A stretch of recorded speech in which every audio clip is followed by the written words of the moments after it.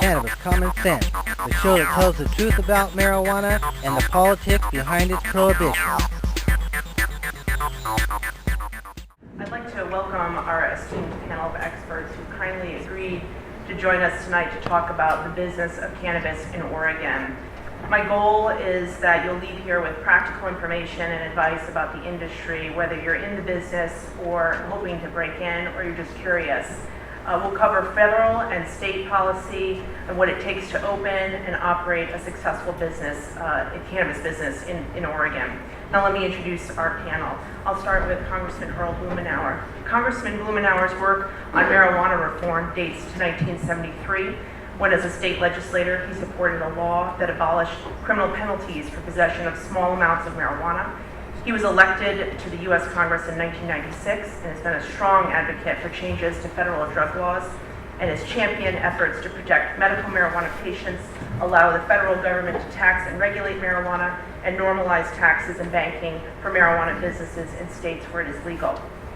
Rob Patridge is chairman of the Oregon Liquor Control Commission, the state agency that oversees the regulation of recreational cannabis and recreational marijuana in Oregon. Rob serves as the Klamath County District Attorney.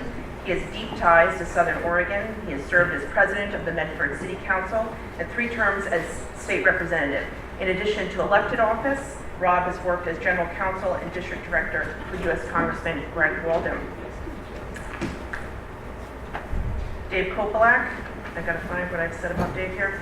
Dave Kopelak is an attorney in Portland with Emerge Law Group, a firm that focuses on cannabis law. His expertise is business and corporate law. He has extensive experience in business structuring, entity formation, mergers and acquisitions, corporate securities, equity incentive plans, and all types of commercial contracts. And probably most pertinent for tonight, he was the primary drafter of Oregon Ballot Measure 91. Noah Stokes is president and founder of CannaGuard, a Beaverton company that provides security to the cannabis industry. We're going to talk a little bit about security and transporting product and cash, and I thought Noah would be a great addition to the panel to talk about some of those issues. So we're going to start with a question for Congressman Blumenauer. Congressman, I was hoping you could give us an update from the federal perspective on the 3 big cannabis issues that you've been involved with: banking, taxes, and marijuana status under the Controlled Substances Act. Well, we're watching a sea change occur.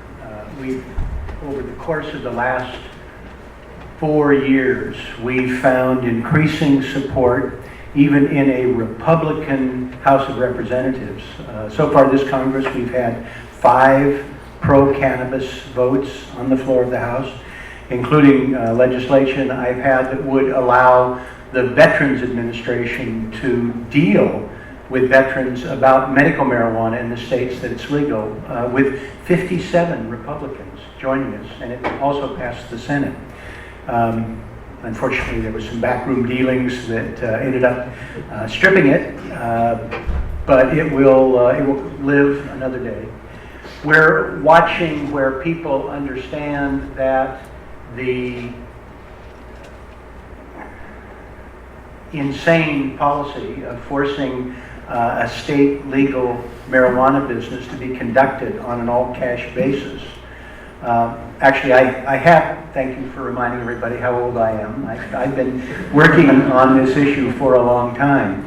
I have never met a human being, regardless of how they feel about whether marijuana should be legal or not. I've never met one person who feels that there's any rationale to force it to be conducted on an all-cash basis. And we're gaining support. We have bipartisan support for legislation to deal with fixing that item. And 280E, I met with several hundred tax practitioners this morning, several of whom were really concerned that, again, state legal marijuana businesses cannot fully deduct their business expenses. So they have an effective tax rate that's 2, 3, 4 times what a typical business would have. And when I introduced that legislation at my press conference was Grover Norquist, the Republican, no tax pledge guy who convenes all the conservative activists in Washington, D.C. on a weekly basis. And Grover was there, sort of indicating that this is not partisan. What I think is going to happen, since we have 8 states voting, it's going to pass in California. I was there again last Friday. Going to Arizona this week where it's ahead. Medical marijuana will pass in Florida, I predict, with at least a 70% yes vote.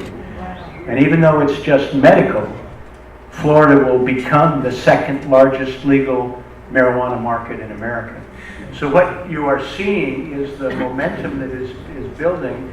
We've got people who have been supportive of these, and there's going to be a tipping point where over 270 million people will be in states where some form of marijuana business is legal at the state level. So I think the dam's going to break.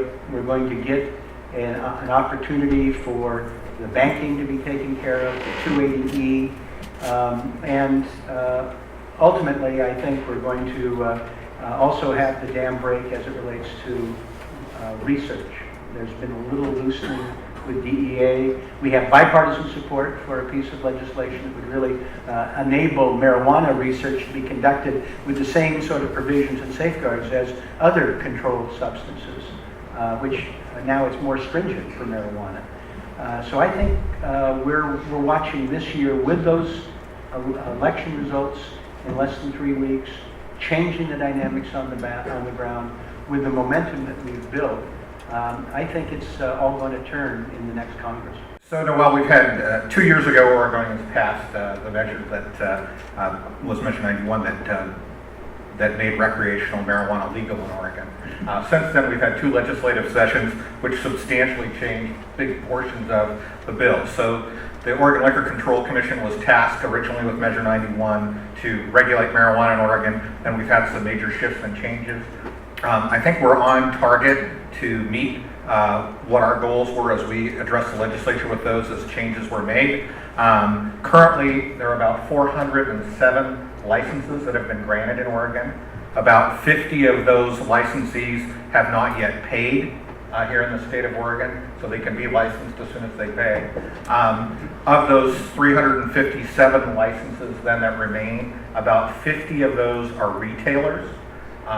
There's about a half dozen of those that are processors, and then there's 4 laboratories that have been licensed in the state of Oregon, and then the remainder of those are growers. So you can see we've got a big front-end market going on, and that's how we've tried at OLCC to try and prioritize things as they move through the system, because marijuana that's going to be sold in the recreational stores had to first be grown and then be processed or dried or whatever form it's going to take, and then be put out to retail. So we're certainly on target on the licensing parts.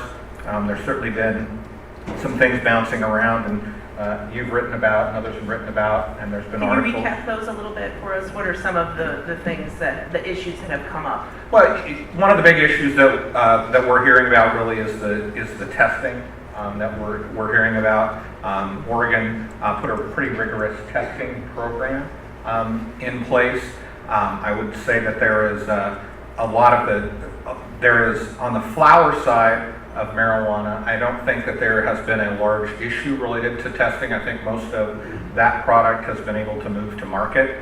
I think on the processing side of marijuana, the oils and the other things, there are substantial costs that I don't think some of the people were prepared for. The testing methods and the amount that had to be tested were not anticipated. The Oregon Liquor Control Commission doesn't control what those tests have to be. Actually, the Oregon Health Authority is the one who controls what those are. But they went out to third-party groups to get that testing regimen, and it's tested. My understanding is it's tested just like other food and agricultural products that move through the system, but it's expensive, and we're trying to deal with that capacity. And OLCC, when the market came to us, we convened with OHA and the governor's office and tried to meter out some of the capacity that exists in the pesticide testing system.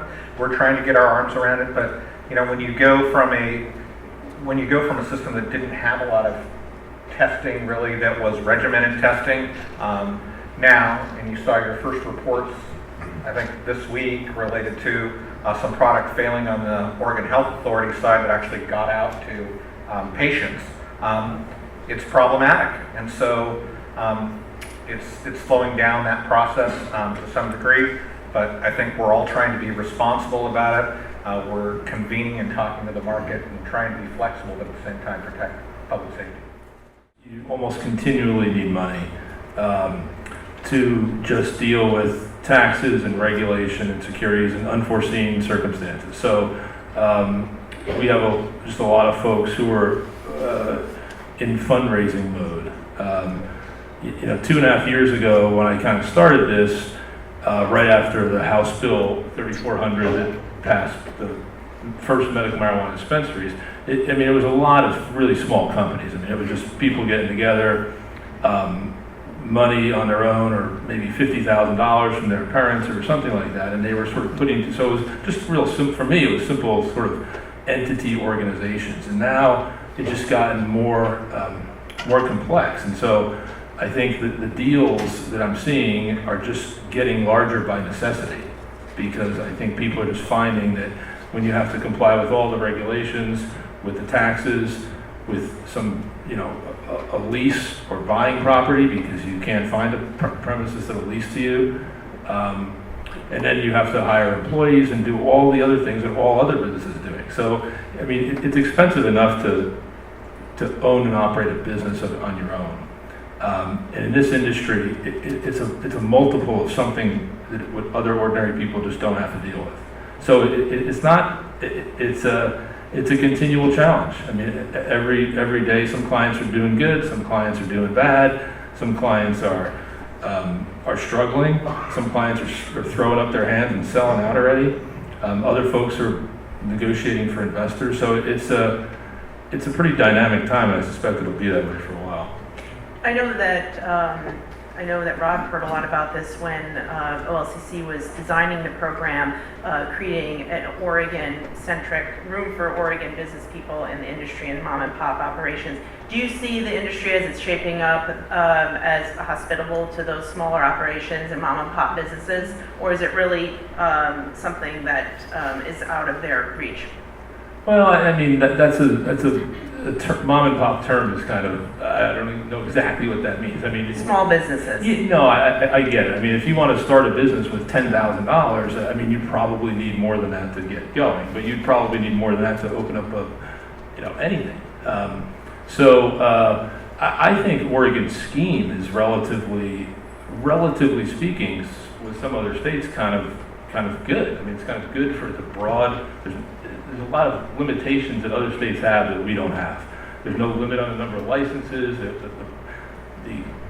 I guess the licensing fees are fairly minimal. I mean, you go to like Nevada or something, and you got to, have $1 million for a license fee and no Congress people and have city councilors vouch for you. I mean, it's like opening a casino practically. So here, I think, although it seems, everyone has to evaluate it individually for themselves, of course, but I think in the grand scheme of things, given the industry, it's about as accommodating to small businesses as you can get. But, in any business that's sort of starting, or any industry that's starting, you're going to see sort of a natural evolution of some consolidation, and some folks making it and some folks not making it. So that's kind of where we are now. So we're starting that way. But I think overall the scheme is in Oregon is fairly friendly, and I think I've heard lots of people, and when we were drafting the ballot measure, we tried to do this too, is just, you try to make it like, so you have an industry of local businesses, like the microbrew industry, or something that when the federal law does change, and Oregon businesses can sell out of state, I mean, that's what folks are sort of hoping for and looking for, right? So once you can sort of engage in interstate commerce, I think the state has a lot of great prospects and things can change. But until then, it's going to be kind of a bumpy road, I would say. So we have been a part of almost 4,000 applications in the regulated states, mostly Oregon and Washington. We're getting into California. We've been part of about 400 inspected licensed facilities in Oregon and California. And we get to see the process go really, really well and not so well. There's a big difference between 400 and 4,000. And a lot of that is funding. Washington, the way that they did, we worked with a lot of people up in Washington that ran out of capital because nobody's ever built a business, in a significant way in this kind of a regulated market with the challenges that these guys have, especially when funding was meant to be in-state only. Oregon, I think, did the right thing with allowing out-of-state money in so that these smaller businesses, when they have to buy a building for cash, they can't just sign a lease on normal terms. It allows them to participate where otherwise a big business might be the only ones that can. And so there's a whole conversation topic on that. But the do's and don'ts, the biggest piece would be don't swing for the fences from day one. I think if I look at the licenses that have been issued and the people that are operating and participating in the industry versus the ones that aren't, there were groups that came in that overthought the process, meaning that they thought they had to have everything perfect, and it all figured out before they went to the OLCC and paid and got their license. And I see a lot of my business owners and my clients, they didn't have it all figured out. And they started small and they got licensed because it's really not that difficult to go through the licensing process with the OLCC here in Oregon.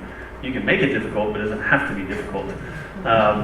And so people would get licensed and they would start small in part of their facility and figure it out and make a lot of expensive mistakes at a small scale, and then build out the rest of their facility slowly but surely with their profits, making less mistakes and being more profitable. And those are the ones that are still around versus people that took a really long time to build their buildings out, spent a lot of money going one path on a 20, 30,000 square foot building, spending a lot of money going one direction, and then they get licensed eventually and they figure out maybe that wasn't the right direction to go because they've never done this before at this scale.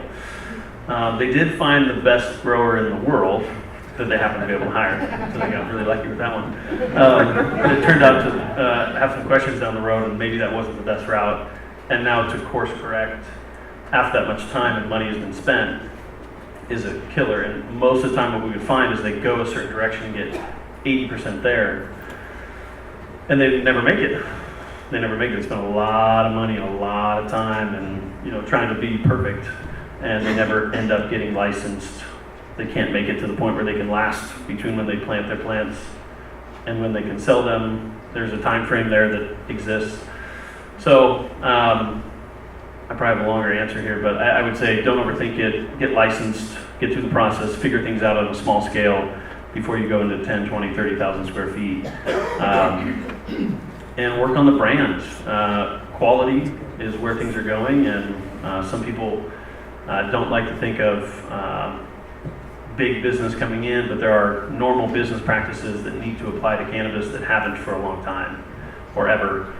And people are trying to operate the way they've been operating, and they need to recognize that there are business practices that are in place because they're the smart way to go, and they need to adapt to that. They can't just stay doing what they have been doing in this highly regulated market, federally illegal. I mean, there's some complications here, and so you gotta probably be 3 times better than any normal business at your business practices, your accounting, your legal work, so overcompensate in that way. Congressman, what's your best guess as to how the issues that we're talking about tonight will be affected by either a Clinton or a Trump presidency?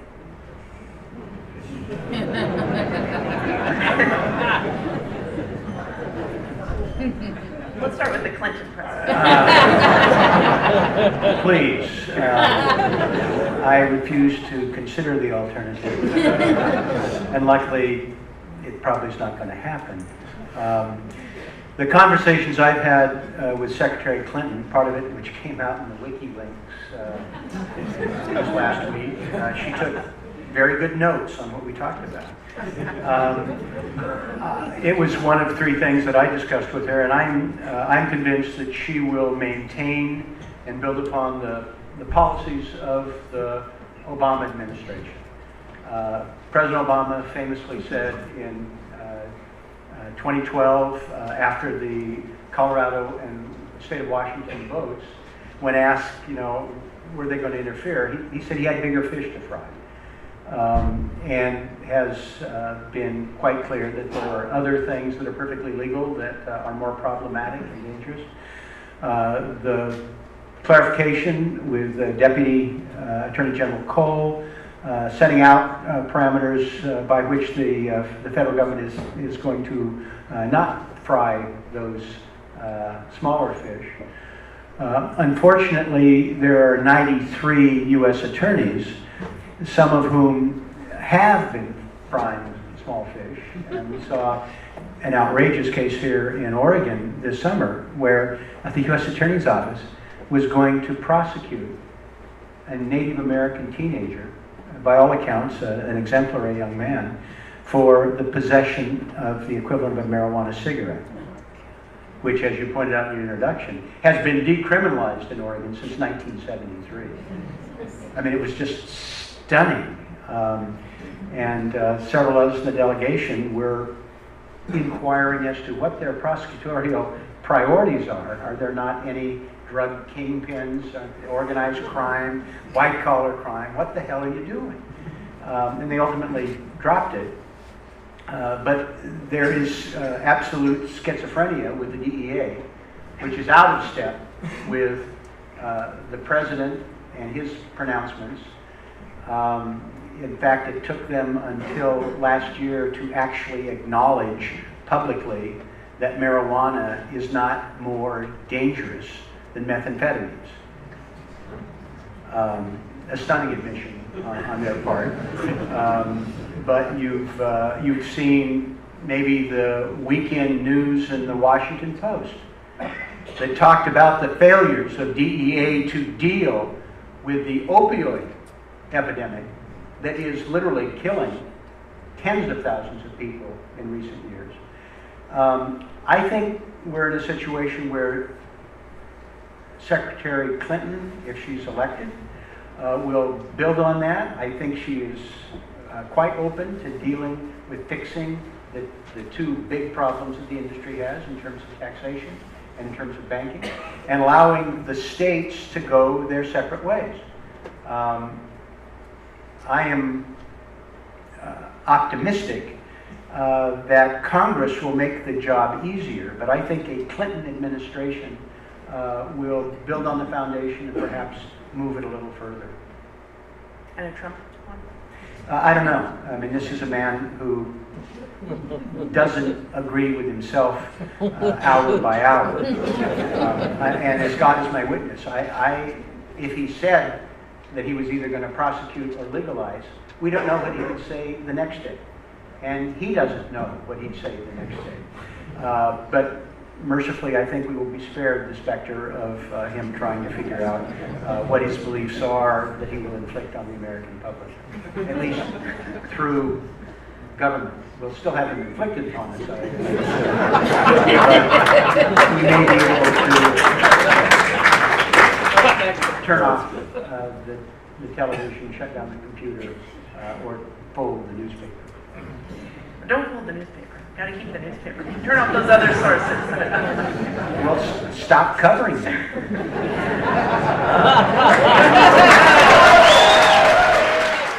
Well, so Oregon's taken a pretty unique approach compared to the other states that have approved, that have packaging and labeling. Oregon has taken a model more like alcohol, and when on every bottle of beer you have, and every wine, every bottle of wine, and every distilled spirit you drink, those labels all have to be approved federally by the TTB in Washington, D.C. ahead of time, before they can go out onto the shelf and before they can go out into the stream of commerce. What we noticed in other states was that packaging and labeling were coming forth, and then there'd have to be recalls, or the public would complain because it was attractive to children, or they used cartoon characters or bright colors, or they did, or things were happening and people were cutting the edge related to what the packaging and labeling rules approved. So in Oregon, we took a model more like alcohol. So in Oregon, and if you have an interest in this, you can go to marijuana.oregon.gov and look it up. But on labeling, it's labeling guide and checklist, and there's a whole checklist there for people who are practitioners. But what we do is we have a pre-approved label process for our labeling and packaging in Oregon, so we don't run into some of those same problems. So we know what the labels are, we know what the packaging is, that we're assigning every package and label a unique ID number, so that into the future, you know, I would agree with the congressman that things are moving very, very quickly. There are 5 states in the country right now that are looking to approve recreational marijuana like Oregon. Those are Massachusetts, Maine, Nevada, Arizona, and the state of California. So there's 5 measures on the ballot this November. What we're trying to do is, you know, we know that our Oregon marketplace is very small. We think the market for marijuana in Oregon is about 520,000 people. After you take off people who are, you know, who are underage, and you consider those people who, in all the surveys, have said they're never going to use marijuana, or they don't use alcohol today, or they don't use tobacco. We've tried to look at that model. There's only about 520,000 people. So we know that at some point in time, what probably is going to happen, I believe, is that you know, we're going to open up for retail legalization at some point in time. Oregon has been a long-time exporter of marijuana. For people who, you know, Noel mentioned it, I was the lead drug prosecutor in Jackson County 20 years ago. So some of the people I saw out in the forum when I was doing the marijuana thing, I had busted 20 years ago as a drug prosecutor, and we had a great relationship. But you know, but we got along fine. So we've tried to make our packaging and labeling to the extent that we have a catalog of what those packaging and labels are, that there's a unique identifier. Just like when you go to the supermarket, you have a unique barcode that gets done for that product that's sold across the nation. We're trying to establish that in Oregon.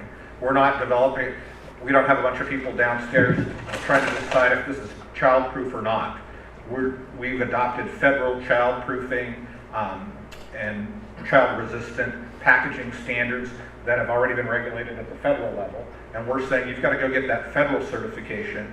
And the reason we're doing that, and it may be a little bit more expensive for people now, is we're trying to build for a market that makes sure that you know, that we're thinking towards the future in terms of what we're doing, that we've got objectivity, we've got labeling, we've got packaging, we've got all those things in place to make a difference.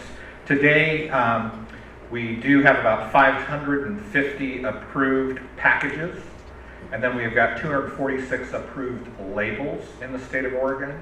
It costs $100 to submit a label or a package for pre-approval. We're pretty much caught up with those. We're right on target with those. But what I would tell you was, you know, we had this October 1st deadline. I think September 5th, we only had like 50 approved. And then we got this massive flood of people at the last minute. I think like Dave said, people are trying to catch up. They're not used to a process. They're new to bringing this product to market. But we've been able to catch up. We've been able to staff up and do those things. There was some controversy related to, you know, strains of marijuana. People have to get used to those things that don't appeal to minors. I mean, basically, I think out of a list of, I don't know, 500 plus that the commission went through just initially on popular strains, we had like 20, less than 20, I think. And what were some of those names that you ended up? Some of the names that we used were like Girl Scout cookies, you know, Grape Ape, which was a, you know, cartoon show. You know, we've rejected those. Yeah, we rejected those. And not only would they have, you know, it's not our job to enforce copyright and trademark stuff. They all have copyright and trademark problems to begin with. But we just don't want, you know, when we said use your common sense, walk through your local toy store. And if there's something in there that has the same label as marijuana, then don't call your strain of marijuana that. I mean, that's pretty simple. And every single one of those things was like that we've rejected. So for Smurf, I mean, you know, there's a trademark So there's all these things out there, but we just want people to use common sense. And what we've told the industry when we've got some pushback is, do you want the industry to mature, or do you not want it to mature? If you want it to mature, don't be juvenile in the label choices you have, because it's not intended for juveniles.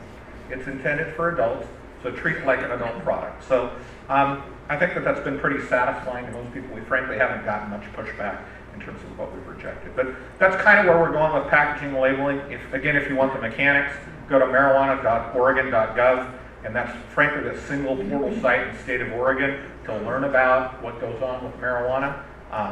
We launched that, I think, within 36 hours of the election to try and make that the single portal site. If you want to know what hearings we're having, if you want to know any of those things, log on to that site. There's also a listserv that you can log on to, so you'll get information about marijuana and when the hearings are and what's going on, regardless of what your take in marijuana may be. It's subjective, and it's just, this is what government's doing. If you want to be involved, be involved in hearing about what's going on. We'd like you to be involved ahead of time, and I think we've done a pretty good job with our public involvement piece. I was amazed when we had our hearings on public involvement. We scheduled like 4.5 hours for hearings. We were done in an hour and a half, and we didn't have anybody sitting in the queue waiting to testify. And I've been doing public process for 20 plus years, and that rarely ever happens. It's exhausting. But you had an extensive array of meetings. We did. All over the state. Absolutely. We did it ahead of time, so I was glad we weren't at the last minute trying to. We appreciate the congressman participated with us, and all these guys all have participated with us the whole time to make it open to everybody, for public health people, for law enforcement, for marijuana advocates, for all kinds of people to come to the table. Can you talk a little bit about securities law here and when it comes to financing your business?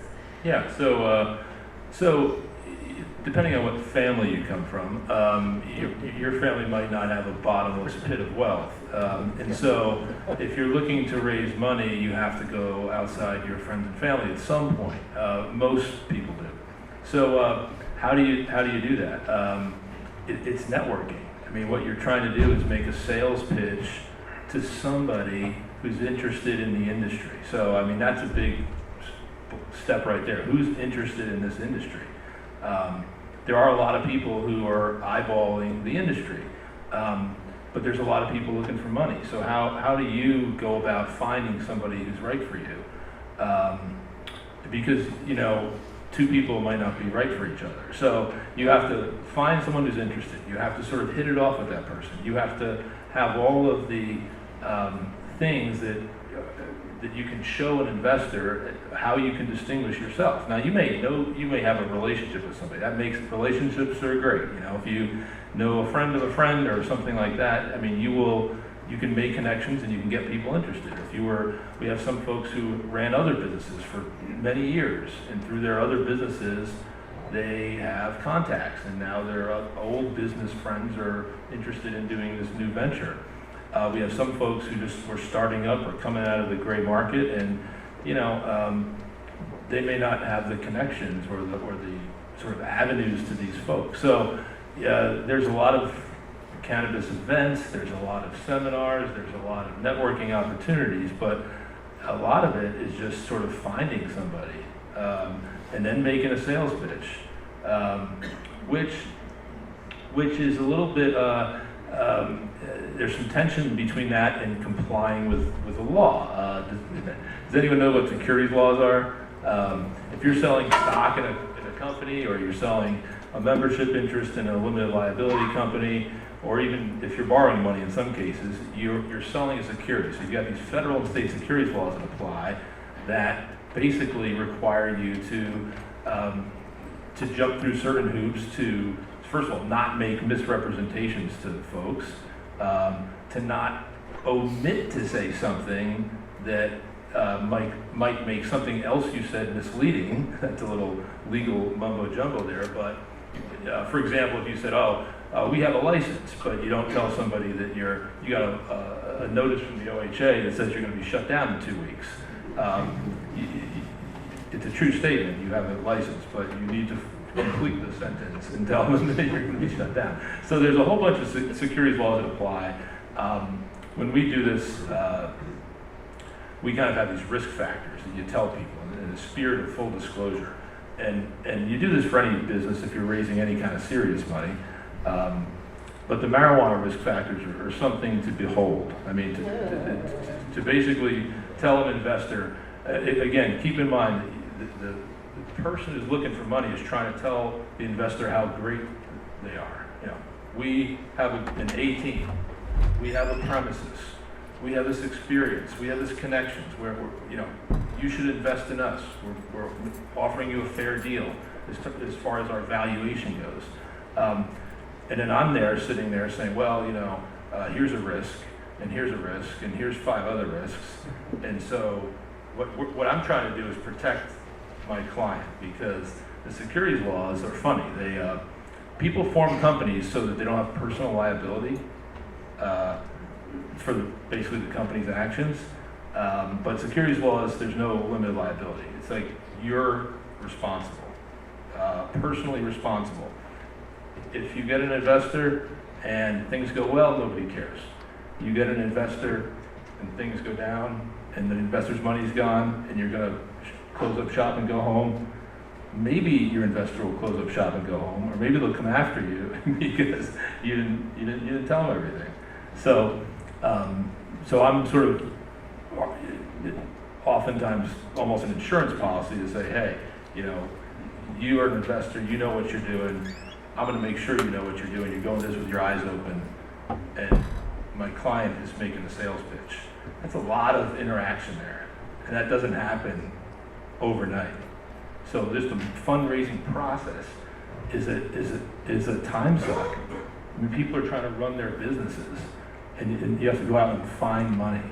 So it's a challenge. It's not easy. Thanks. Noah, can you talk a little bit about storing, transporting both cash and product, given what we know about banking laws and limited access to conventional banking? What are your clients doing to deal with that issue?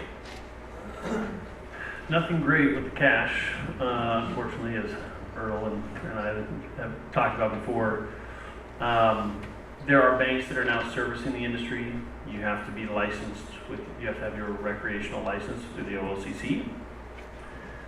That's only one and maybe a handful of other banks on a case-by-case basis. The rest is all cash. So the cash is difficult. It's easier because it's smaller, but it's also fairly sought after, piles of cash. And it's tough. It's really tough. The biggest thing is hopefully nobody knows what you're doing or what you're carrying or what you're transporting or how much you have or where you have it. That's kind of how they're securing it. There are also lots of security measures that people put into place that are very creative, because they've had to get creative if you've been in the industry for a long time. If you haven't been in the industry for a long time, you freak out because you have lots of cash and you typically don't have that much cash laying around. So this isn't a plug, but we literally, our customers get licensed, we go through the process, they don't have any cash, they don't have any marijuana, then they get licensed and they have product. So we're actually just launching a vaulting service for product and cash because people don't have a great option. So we'll super secure and safes and guards and sharks with laser beams, literally, and moat, so we have to get really, really, really creative to establish that not as a target, but actually a deterrent. Luckily, when you deal with the regulated market, people talk about legalization. Do I think that the cannabis should be legal? Really, the question is, do I think it should be regulated? Legal sounds like, hey, should we let our kids go to 7-Eleven and buy weed? Well, no, you probably shouldn't allow that to happen. But regulating it so that it's tested and not, out of the hands of kids, doesn't have pesticides, and so it's regulated and maybe allowed for banking, because now that the OLCC is coming in and issuing licenses, there are banks that are dealing with the industry, and that's the only way that they will deal with the industry. And so I'm a big fan of the regulation because it allows access to some type of banking and some type of oversight. with that, but it is definitely someone has to put some thought into. Unfortunately, in some ways, or fortunately, there's really easy targets out there that are way easier than regulated businesses. Even though they have an address and it's public information, there's a lot of black market out there that doesn't have cameras and they're not calling the police when something goes away, versus the seed-to-sale tracking software says you had a bunch of stuff and now you don't, and it has to be dealt with, and there's cameras and there's alarm systems and there's panic buttons, and so they're fairly secure, but only by cannabis standards in some ways, just because there are so many easier targets out there. I would love that not to be the case, that everybody's fairly secure and then criminals find something else to do, but hiring professional companies to do the alarm systems, the camera systems, it's hard to find. A lot of the professional security companies won't touch it from just their personal beliefs, or they have government contracts that they don't want to risk by working with the industry, and so we've tried to grow as fast as we can and support the industry as much as we can. There's not many security companies out there that will deal with it, and we have limited resources because capital raising isn't the easiest thing in the world when you throw the C word out. And so it's not easy to find professional companies that have the resources and the bandwidth to work with you. So I would just say don't be the easiest target out there. If you put some thought into it, you take your time, you're intentional. Most people's biggest threat is from internal. If you make somebody really mad that has keys to your building and an alarm code, it's probably not a good thing. That's the biggest chance you're going to have something significant happen. Most of the time it's just dumb kids doing dumb things, breaking into a dispensary thinking the weed and cash is just laying out on the counter, and they get shocked when it's not. So it's actually a fairly secure and safe, regulated market. You hear about every single incident that ever happens anywhere in the regulated market, and it doesn't happen that often compared to gas stations and 7-Elevens and banks. There's just more of them, and people care less because it's been out for a long time. So it's not a high-risk industry comparatively when you're regulated, if you look at the statistics, but it is something that you have to be very intentional to go above and beyond maybe the minimums that you need to get licensed with the OLCC, because those are more of a compliance verification. They want to make sure you're following the rules versus you're truly protected and secure with cash and cannabis in there. So there's kind of two pieces of that conversation. Are you licensed and compliant, or are you secure? And I think people disassociate those sometimes, as they should. So, yeah.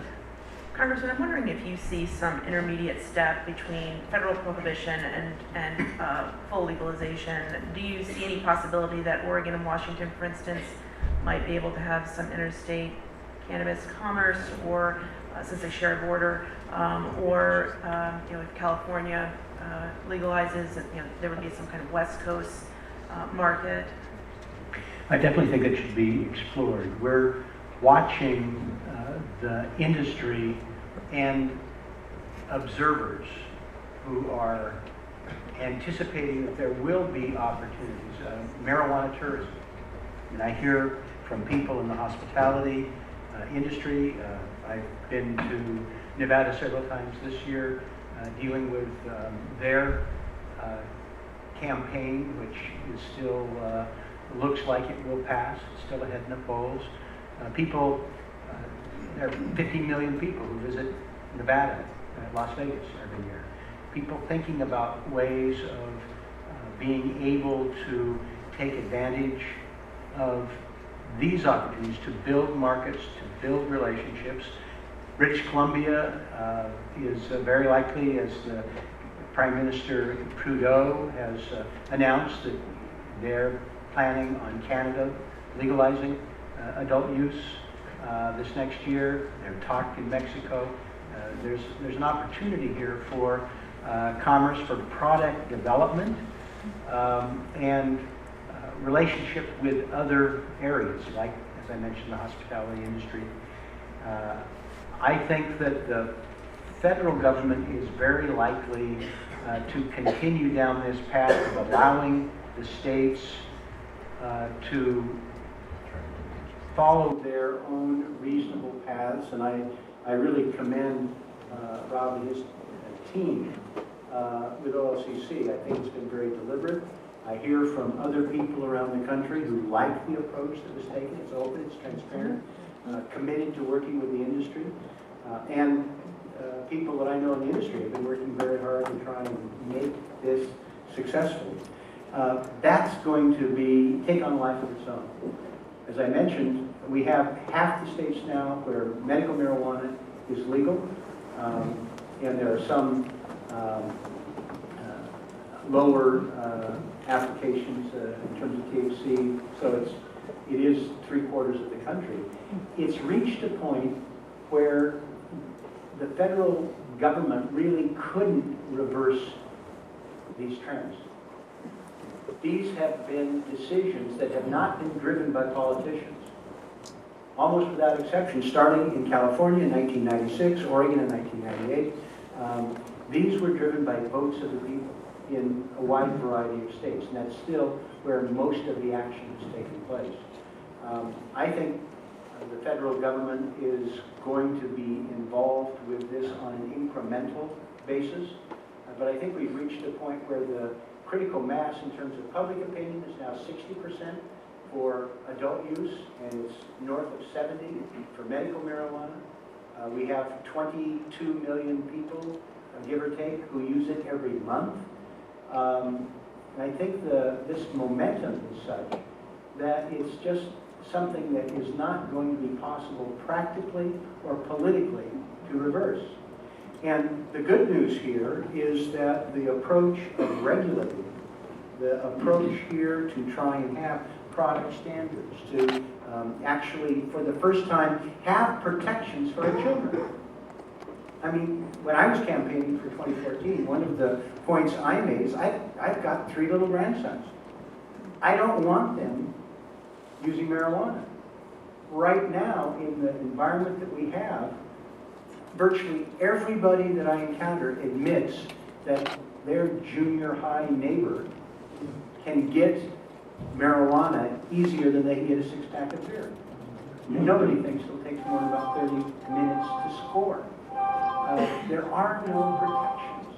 And so what is being established here is putting pressure on the black market. It's establishing standards for the first time. It's opening the door for research that should have been done years ago. And I think this is creating its own reality, which I think is going to hasten the approach that builds on what we've done in Oregon. It's going to make the difference in terms of the protection, the quality, and facts on the ground that will be difficult to reverse. And I don't think they should. Rob, can you provide a legislative update? I mean, there's been talk of merging the medical and recreational marijuana programs. I know the issue of social consumption is a topic of concern among Portland city leaders. I'm wondering if you can talk a little bit about what's ahead for policy at the legislative level. Sure. It's pure speculation from my standpoint, Sure. but we certainly have played in that arena and have gotten an opportunity to get a lot of feedback from legislators. So look, I think the Oregon legislature did a very smart thing, and they had a House and Senate committee, a joint committee made up to deal with the implementation of marijuana laws in the state of Oregon.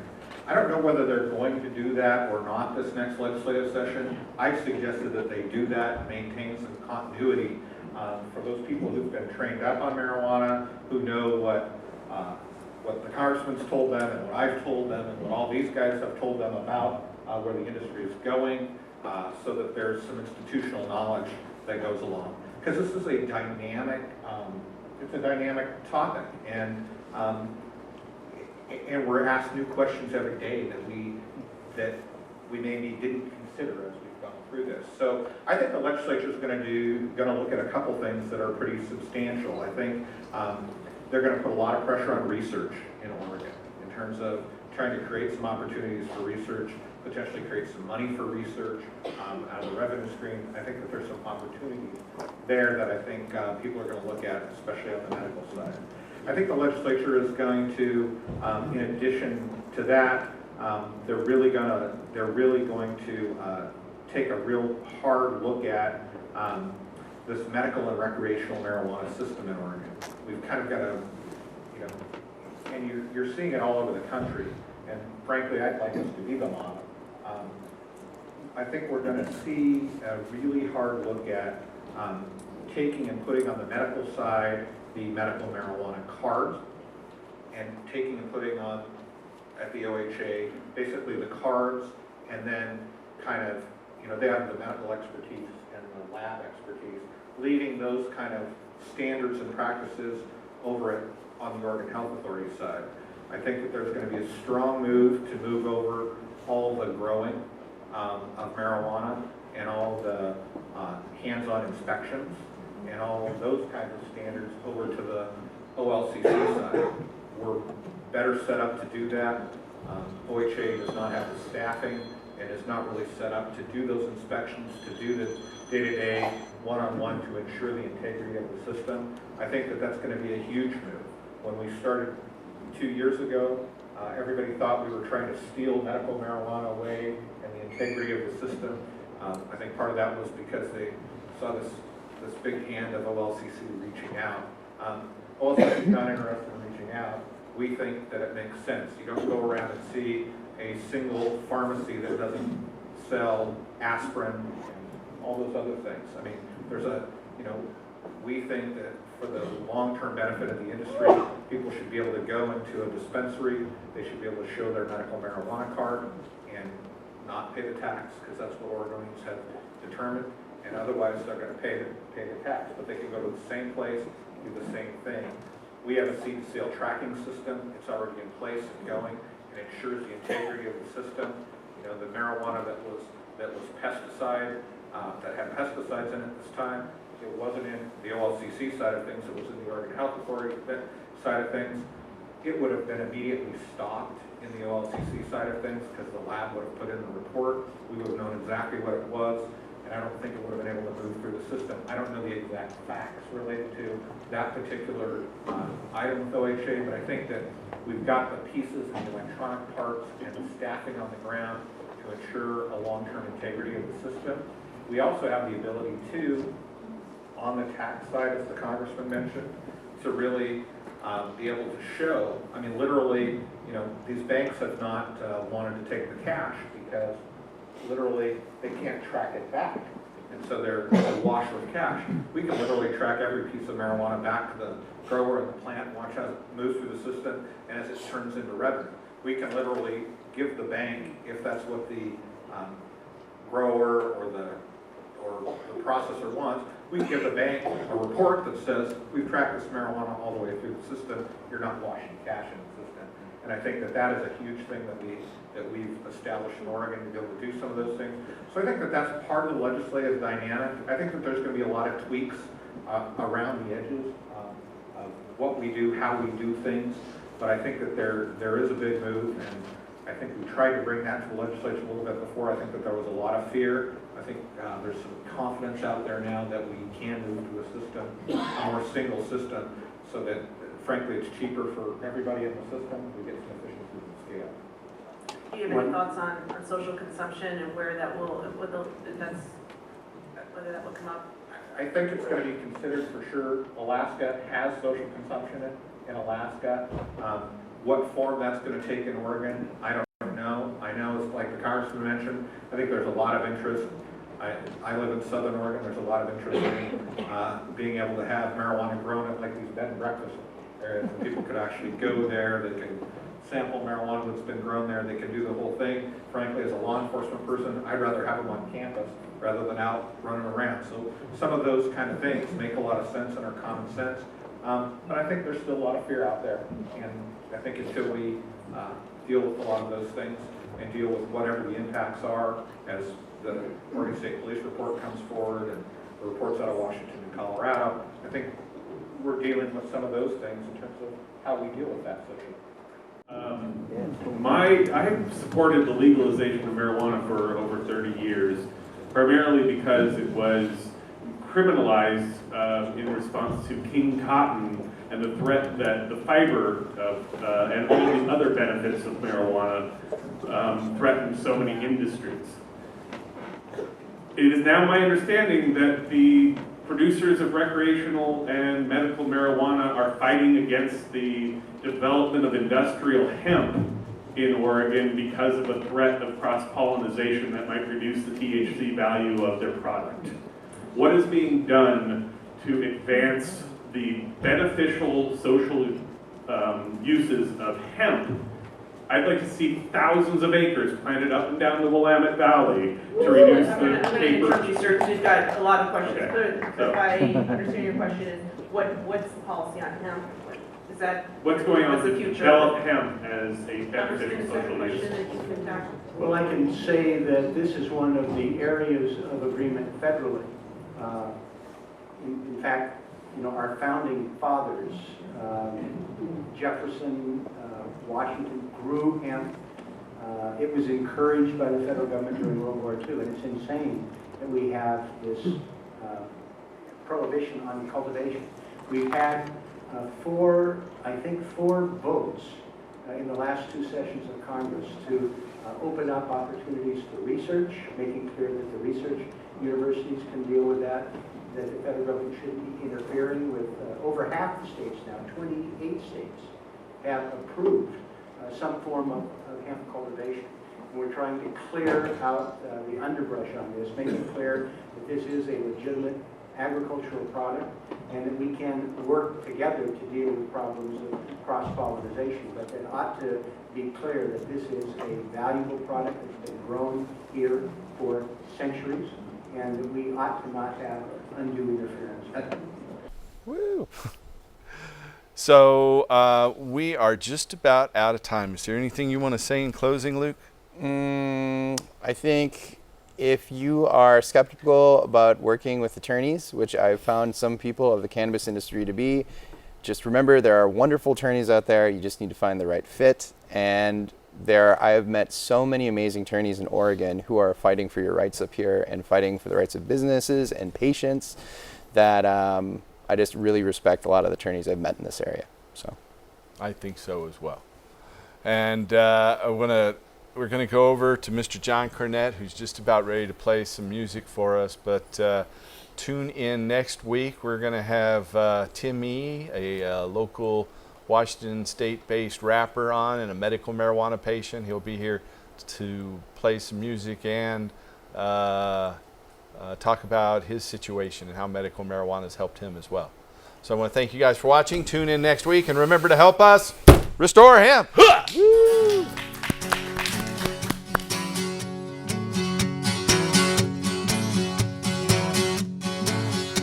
There's a train coming,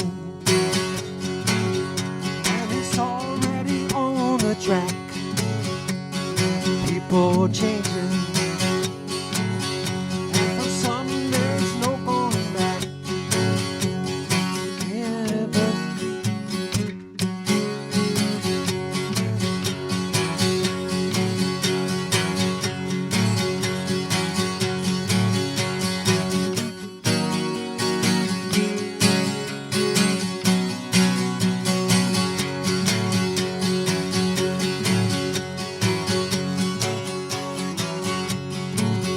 There's a train coming,